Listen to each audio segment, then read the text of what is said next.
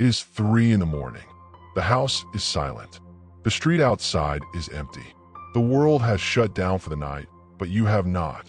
You're staring at the ceiling or perhaps the glow of your phone, but you aren't really seeing it. You're somewhere else. You are replaying a conversation from 5 years ago. You are rehearsing an argument that hasn't happened yet. You are dissecting the tone of a text message you received 6 hours ago, convinced that the lack of an emoji means the end of friendship. The body is exhausted, begging for sleep, but the mind is running a marathon on a treadmill. It is moving fast, sweating, panicking, but going absolutely nowhere. This is the heavy, invisible coat that the overthinker wears. If you're listening to this, you know exactly how heavy that coat feels. You know that overthinking isn't just thinking a lot. It is a physical state. It is a tightening in the chest. It is the inability to ever truly arrive in the present moment because you are too busy curating the past or predicting the future. There's a profound misunderstanding in our culture about what overthinking actually is.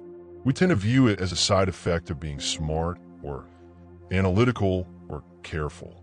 And while many intelligent people do overthink, the root of this behavior isn't intellect. It is fear, deep, pervasive fear. Psychologists often refer to this as a safety behavior. It is a mechanism your mind built, likely a long time ago, to protect you. You see, the human brain is not designed to make you happy. It is designed to keep you alive. And for the overthinker, the brain has learned that the only way to stay safe is to anticipate every possible danger, every possible rejection, and every possible mistake before it happens. You're not just thinking, you're standing guard. You are the watchman on the tower, scanning the horizon for a threat that might never come. Let's go back to where this usually begins. For many, the seeds of overthinking are planted in childhood environments where things felt unpredictable. Maybe the adults around you were emotionally volatile. Maybe you had to walk on eggshells to avoid conflict. In that environment, a child learns that if they just think hard enough, if they just analyze the mood of the room correctly, they can prevent a disaster. They learn that hypervigilance equals safety. So you grew up, but that child inside you kept the job. That child is still trying to predict the future to keep you safe from pain. The problem is that the tools that saved you then are drowning you now. There is a beautiful but tragic quote by the philosopher Alan Watts, who said that a person who thinks all the time has nothing to think about except thoughts. So, they lose touch with reality and live in a world of illusions. This is the tragedy of the overthinker. You spend so much time analyzing life that you forget to actually live it. Think about the concept of the illusion of control. This is central to the psychology of overthinking. We tell ourselves that if we worry about a problem enough, we are solving it. We confuse worry with work. We feel that if we stop worrying, we are being irresponsible. But worry is like a rocking chair. It gives you something to do, but it gets you nowhere. You replay a social interaction in your head. You wonder, did I say something stupid? Did they look at me weirdly?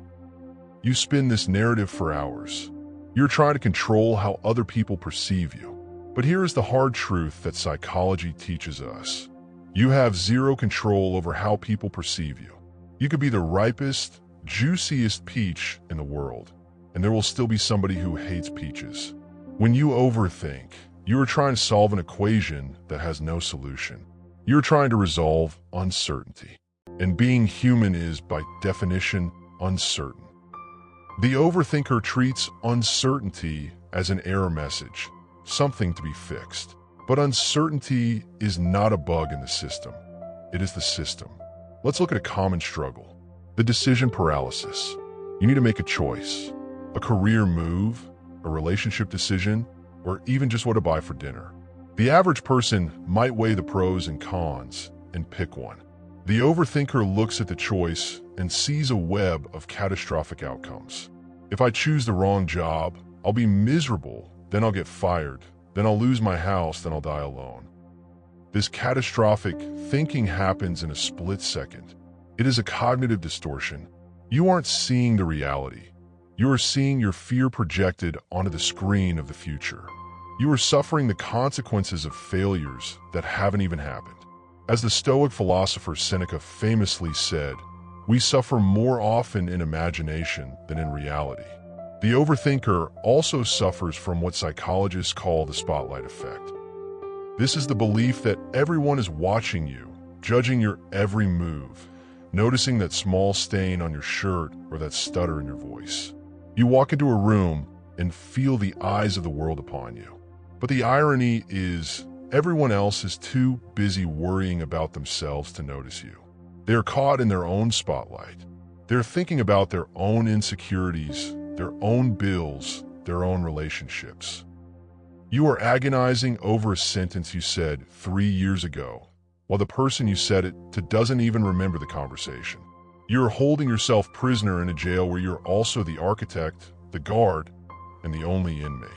So, how do we begin to dismantle this? How do we step down from the watchtower? It starts with compassion, not force. You cannot bully yourself into stopping overthinking. Telling an overthinker to just relax is like telling someone in the middle of a storm to just be dry. It doesn't work. Instead, we have to change the relationship we have with our thoughts. We have to realize that we are not our thoughts. You are the observer of the thoughts. Imagine your mind is the sky, and your thoughts are the clouds passing by. Some clouds are dark and stormy. Some are light and fluffy. But you're not the clouds. You are the sky. The sky creates space for the storms, but it is never hurt by them. When a spiral starts, when you feel that familiar tightening in your chest, try to label it. Say to yourself, I'm having a thought that I am not good enough. Notice the difference. You didn't say, I'm not good enough. You said, I'm having a thought that I am not good enough. You created distance. You step back. We must also confront the idol of perfectionism. Overthinking is often perfectionism in disguise. We think that if we analyze enough, we will find the perfect answer, the perfect text, the perfect decision that guarantees no pain. But perfection is a shield that is too heavy to carry. It is okay to be messy. It is okay to be misunderstood. It is okay to make a mistake. The Japanese have a concept called Wabi-Sabi, the appreciation of the impermanent, incomplete, and imperfect. It is the idea that a cracked bowl is more beautiful because of its history. You are allowed to be a cracked bowl. You do not have to be a polished diamond. There is a powerful shift that happens when you move from asking what if to even if. The overthinker asks, what if I mess up? What if they leave me? What if I fail? The recovering overthinker asks, even if I mess up, I will learn. Even if they leave me, I will survive. Even if I fail, I'm still worthy of love. Do you feel the difference? What if is based on fear. Even if is based on self-trust. And that is what you are really missing. It isn't more data. It isn't more time to think. It is trust. Trust in your own resilience. Trust that whatever happens, you have the inner resources to handle it when it arrives. You don't need to handle it 3 weeks in advance in your head at 3 a.m. You just need to handle it when it is actually in front of you. There is a story about a man carrying a heavy sack of rocks on his back while riding a train. Another passenger asks him, why don't you put the sack down? The train is carrying you anyway. The man replies, I don't want to burden the train. This is what you do when you overthink. Life is carrying you. Time is moving you forward.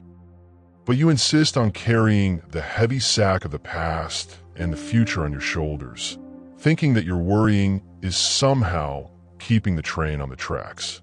It is not. It is just exhausting you. You can put the sack down. I want you to try something.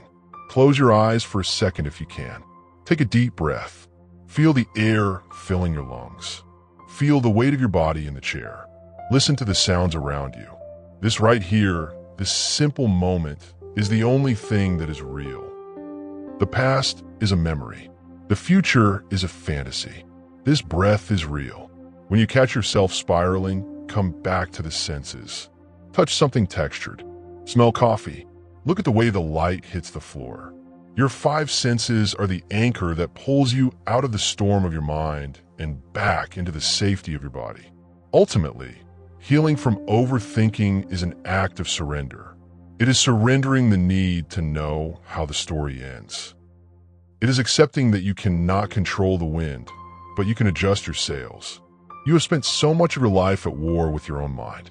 You have treated your inner voice like an enemy to be silenced or a master to be obeyed. But what if you treated it like a frightened child? When a child is scared of a monster under the bed, you don't scream at them. You don't ignore them.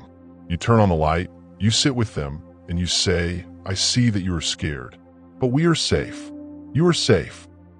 The worst case scenarios you have painted in your mind are rarely the ones that happen. And the beautiful moments you miss while you are worrying about them will never come back. So, tonight, when the house is quiet and the world is asleep, and your mind tries to pull you into the labyrinth of what-ifs, try to be gentle with yourself. Remember that you have survived 100% of your bad days. You have navigated every crisis, every heartbreak, and every mistake up until this very second. You are stronger than your thoughts give you credit for. If any part of this conversation resonated with you, if you know what it feels like to run a marathon on a mental treadmill at 3 a.m., let me know. Drop a single emoji in the comments below if you are an overthinker, or tell me the one, what if scenario you are finally ready to let go of. Your story helps others feel less alone. Don't forget to subscribe for more deep dives into the psychology of everyday struggles. Until next time, be patient with the sky. You are enough.